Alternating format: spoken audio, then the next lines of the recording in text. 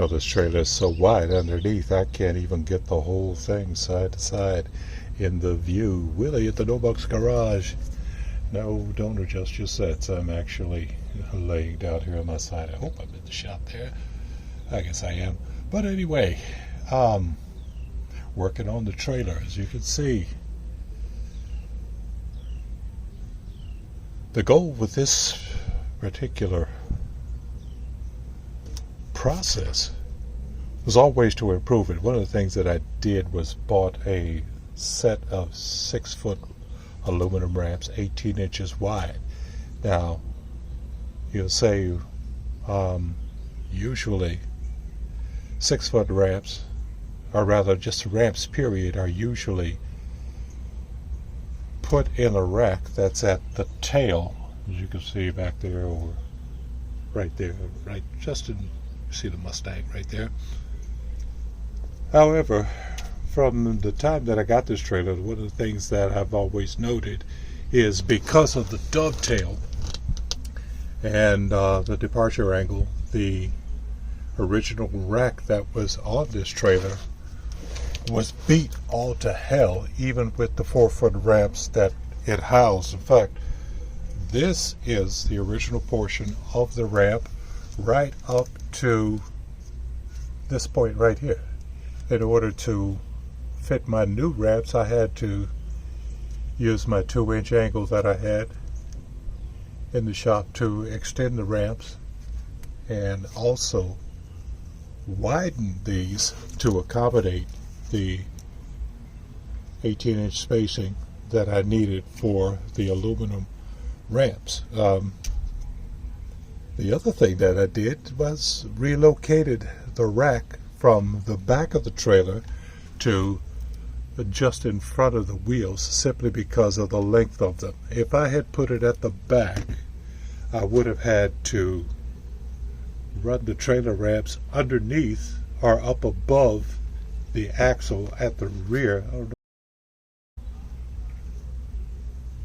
And point right there on both sides. I put a set of rollers because it seems that no matter what angle of the driveway I would go up, that this tail would scrape. And certainly when the ladder rack was directly in the middle, again, it would get beat all to hell. In fact, it was so beat up it was unusable, even for the 4-foot ramps that I already had, that I used when I initially got this trailer some years. Many of you familiar with these lowering devices for most of the full-size trucks, just like you know, see right there underneath the Silverado, kind of, sort of, where the spare tire, the full-size spare tire, is stored. Well, we had this concept where I wanted to put the spare tire underneath the trailer because of the amount of real estate that we have. Now, this thing is 84 freaking inches wide, okay? So I have plenty of space underneath it, even with incorporating the new ramp storage rack right here. So again, I took my 1-inch square tubing and some 1-inch angle. We got this spare tire lowering device. Got this off of Temu for 24 bucks.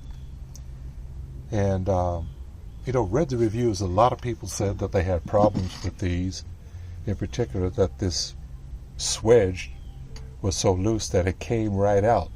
Well, mine did not. Now, here's a trick that I learned in reading the reviews on this particular lowering device. If you're going to do this, order it for a 2500 series truck or a 3500 series truck. Some people ordered these based on a 1500 series because it was just a little bit cheaper. And this saddle that goes into the open spot in the wheel turned out to be too small. So some people had to get crafty and weld on or make some other type of device to fit their wheel. I ordered one for $2,500, which means this thing is more than wide enough without having to do any modifications to it. So there's a little note for you if you're going to do something like this as an add-on, or if you're even going to go to scrapyard or you got a spare one that you can pull out. So all I did was take my 1-inch angle, cut it between the stringers here. Sorry, that's the wrong term. Take an airplane. But I cut it to length between the stringers and welded in place, bolted. Nut lock washers and yeah, just bolted in place. Now the trickiest part, back up. So the other thing that I had to do was, because this was now roughly 2 inches below where the deck is right now, is I had to create a bumper or a landing spot for the spare tire that would allow it to be wedged into place.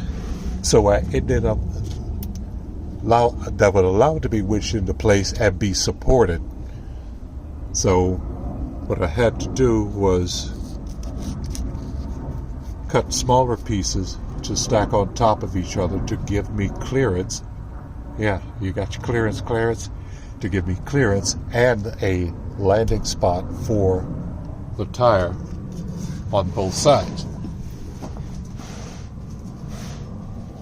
Now what that allows you to do is right here, you gotta have enough space for your actuating rod to come in here or your crank basically, to turn the device up and down. So you can't have it jammed up against here or up against your rest, because you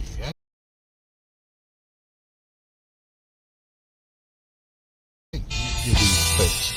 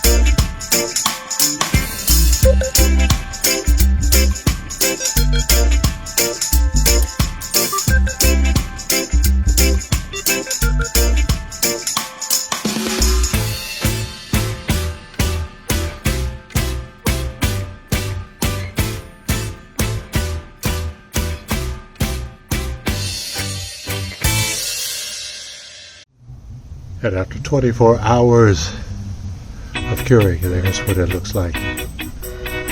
Now,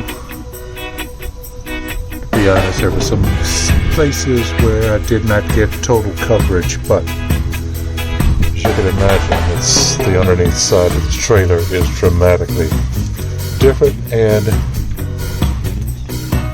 I would say very protected. As usual, it was just the Rustoleum Gray Primer and, Rustoleum Rusty Metal Primer and Gloss Gray Enamel oil-based paint to cover it after wiring the entire underside, say that 3 times real fast, of the car hauler. A little bit of black touch-up paint on the axles and the backing plates for the brakes, but the springs just for the sake of appearance. And this is, I'm going to call it done. So there it is. A lot of work, little time, but a whole lot of protection from the elements that this trailer is going to see on a regular basis. So if I've learned nothing else,